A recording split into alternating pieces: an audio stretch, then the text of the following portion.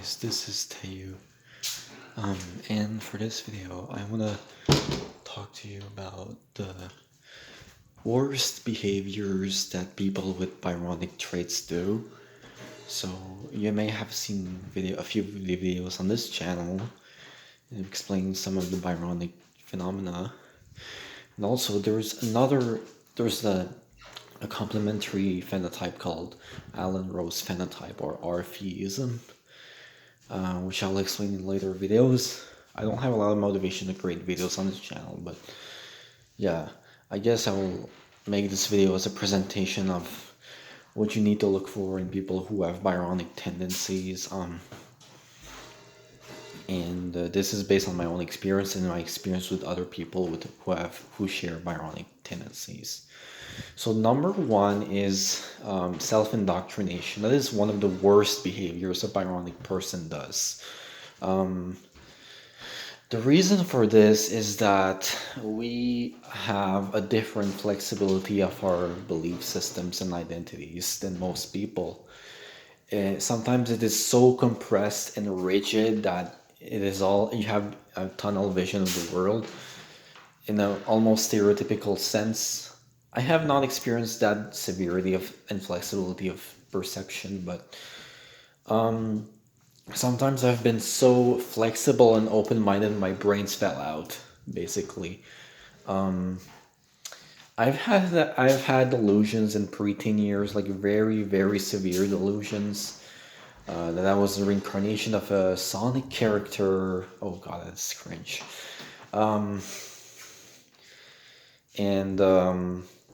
I've had like a phase where I was convinced the rapture would happen and the trumpets would blow and I would get raptured, and I thought my parents were just disbelieving me, quote unquote, and I was like totally brainwashed by the televangelical media on the internet. I would not be able to sleep because I thought that the trumpets could blow at any moment and I would be left behind. That was in my teen years. I've known at least two people who share possibly Byronic tendencies. I knew them. One of them I knew for more than a year at school. The other I just met recently, but I've heard a lot about them for several years.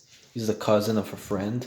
I will not mention their names to respect their privacy, obviously, but they are so narrow-minded and like so brainwashed or self-brainwashed. This brings me to the next point, which is toxic recruitment. Toxic recruitment is when you covertly and subtly try to slowly.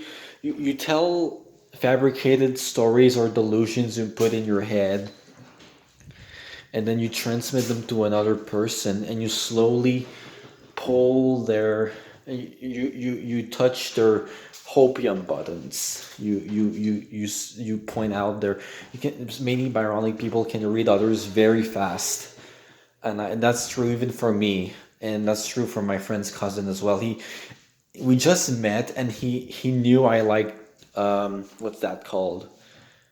The goldfish crackers. He already knew I like goldfish crackers just out of my profile picture. My profile picture was irrelevant to goldfish crackers completely. It had nothing to do with that. You could pierce on my character just in a minute. So Byronics will often this is not a generalization, okay? Not all Byronics are like that, but many are. They will read you, then push your hopium buttons, pull your cord slowly into a sort of political agenda, then they will drop the anvil on you. That's always what happens. This is why they often hang out with people who used to be religious or very spiritual and open-minded. They weaponize it sometimes. I have not personally done this, but I knew at least two who have. Their cases were quite severe, I think, and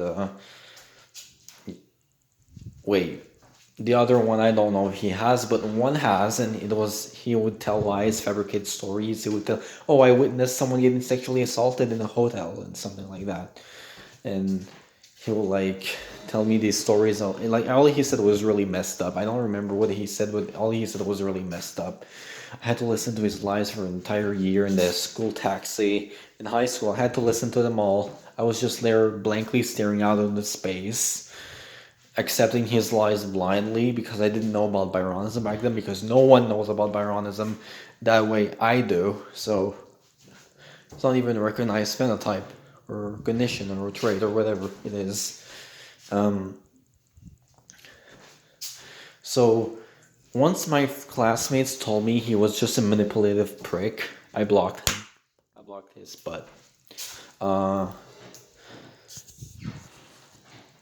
and yes, and it just took that for me to realize how manipulative he truly was. I don't know how much he believed his lies, but I think he may have believed some of it, or I don't know. He also told me that apparently the special care counselor at my school sold drugs to minors, and I believed him, and that may not have been true at all. She would already have lost her job, and he was just being edgy, which is another toxic Byronic trait. He said, "Oh, I made one of my teachers cry," and he said that proudly. Like, he didn't care. Like, I thought he was sociopathic before, but now I see he wasn't truly sociopathic. He was just possibly just Byronic. Yeah, he had so many traits of it that I know of. And my friend's cousin,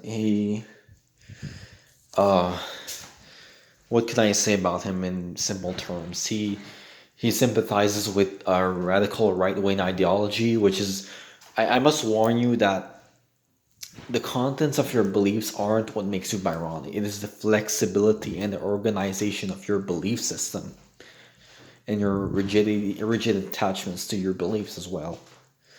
And also how you cognitively interpret events, situations, and facts. It all ties in together in a row. I think I was told he once, okay, I can't rely on hearsay that much, but I've been told he once said, "Oh, I think that soldiers wear armor made of sandbag." And I was like, I don't think that's true.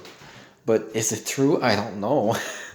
There could be armor made of sandbag. I have no idea, honestly. But Byronics often do this. They will come up with the weirdest assumptions possible and totally believe in it.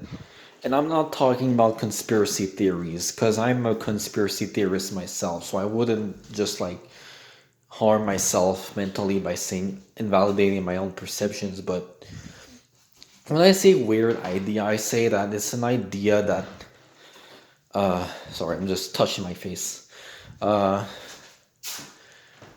That is called an ideotypy, or what I call an ideotypy. It's an in between something, an unusual opinion that has logic in it, and a delusion. It's like an in between the two. It's an in between a rational, justified opinion and a delusion. It's like an in between. And another, let's jump to the next worst. One of the worst behaviors they have is edgy complex. Edgelord complex is one of the most annoying, obnoxious, bothersome of all Byronic traits and behaviors. It is so draining, and I've lived it myself. Like the guy who said, "Oh, I made my teacher cry," or my friend's cousin who's says the N-word a lot and does all the edgy jokes possible. Another person I knew at work made three of us quit because he was being so edgy in his humor that we couldn't stand it. We just couldn't. We were new to the job. He made all three of us quit in one day because we couldn't stand his edgy jokes.